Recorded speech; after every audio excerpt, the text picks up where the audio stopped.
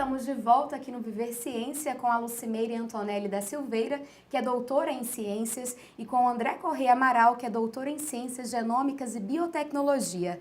Estamos falando sobre uma pesquisa da UFG que tem o objetivo de usar a nanotecnologia para ajudar a frear o crescimento de tumores cancerígenos.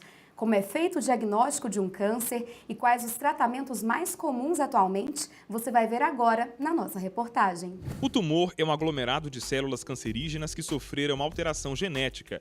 Isso ocorre quando as células sadias não conseguem controlar o desenvolvimento da doença. Por isso, o projeto busca aumentar a imunidade do organismo e evitar a proliferação do câncer.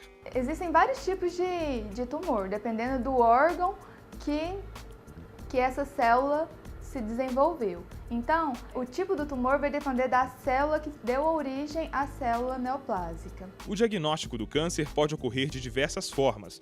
As mais comuns são os exames por imagem, que variam de acordo com o órgão afetado pela doença. O tratamento existente são os tratamentos convencionais, quimioterapia e radioterapia. Ambos os tratamentos, eles debilitam, eles matam tanto as células cancerígenas, as células do tumor, quanto as células normais. É por isso que é um tratamento que debilita muito o paciente. A nossa proposta seria uma proposta em que a gente potencializaria um sistema natural de defesa. Então a gente auxiliaria esse sistema natural de defesa a destruir as células cancerígenas. Professora Lucimeire, por que as defesas naturais do corpo não são capazes de impedir o crescimento de tumores malignos? Isso por vários fatores. O primeiro, pela própria característica do tumor maligno, câncer maligno, as células proliferam muito rapidamente. O segundo, porque essa célula cancerígena, ela é uma célula do próprio organismo. Então, o nosso sistema de defesa não vê aquela célula como algo estranho. Então, a resposta, ela não é tão efetiva, como, por exemplo, para uma bactéria, para um vírus, que é bastante diferente das nossas células naturais. E terceiro, porque o tumor ele tem mecanismos de escape para poder burlar o sistema de defesa, o sistema imune, inclusive deprimindo o sistema imune para que o sistema imune não o ataque.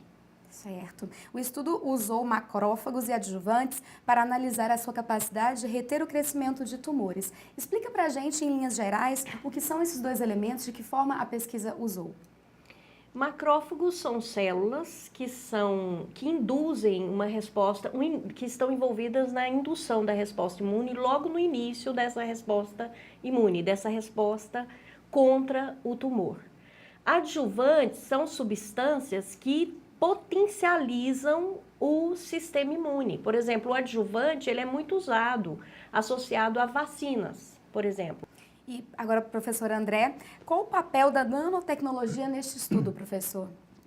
Bom, a gente entrou no nosso grupo de pesquisa, se uniu com o grupo de pesquisa da professora Lucimeire, justamente pelas vantagens de se usar a nanotecnologia também associada à imunoterapia.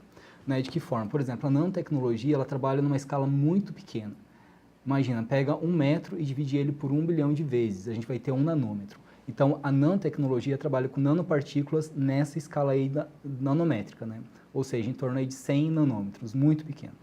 Então, a nossa pergunta, porque a gente trabalha com as perguntas, foi se associar o hidróxido de alumínio com um determinado tipo de nanopartícula melhoraria a resposta no tratamento. Por que isso? Porque os macrófagos, eles capturam essas nanopartículas e já que se eles capturam essas nanopartículas, essa é a principal célula que a gente quer induzir que ela apresente, potencialize a resposta dela contra o tumor.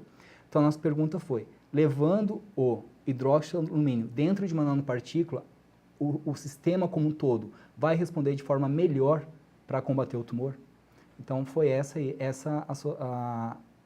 a aplicação da nanotecnologia, E a nanotecnologia ela já vem sendo usada em muitos outros estudos e até um certo tempo no combate ao câncer.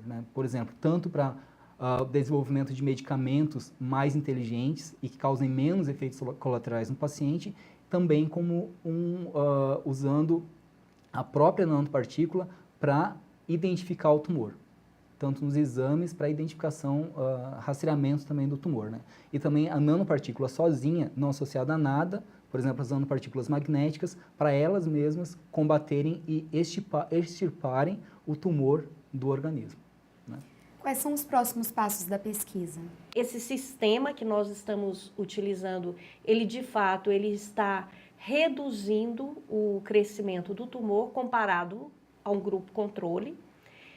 E a perspectiva, né, a gente está buscando agora entender essa estratégia imunoterápica, ela está potencializando quais mecanismos de defesa. Nós estamos querendo entender mais isso, o que está acontecendo. Teve aquela fase já assim, e agora? Porque pesquisar ciência é um grande desafio, né? Nessa pesquisa, qual está sendo, então, o maior desafio? É uma proposta que não tem nada na literatura. E o grande desafio agora é, de fato, mostrar que ele tem um efeito, isso a gente a gente já está vendo que ele tem um efeito favorável, sim, e mostrar como, porquê e, inclusive, as limitações do tratamento, porque todos os tratamentos têm vantagens e desvantagens. Então, é o nosso papel também tentar elucidar alguma desvantagens dessa proposta imunoterápica. Vamos para um rápido intervalo e em seguida continuamos com a nossa entrevista. Eu espero você. Daqui a pouco no Viver Ciência, nossos convidados respondem perguntas de uma especialista e você vai ver ainda como é possível fazer pesquisa relacionada à biotecnologia na UFG. Elaborar um cronograma de pesquisa normalmente é bastante difícil, mas é fundamental, senão você passa a vida inteira e não chega a lugar nenhum. É como você dizer assim, quanto tempo eu vou gastar para fazer cada uma das etapas da pesquisa.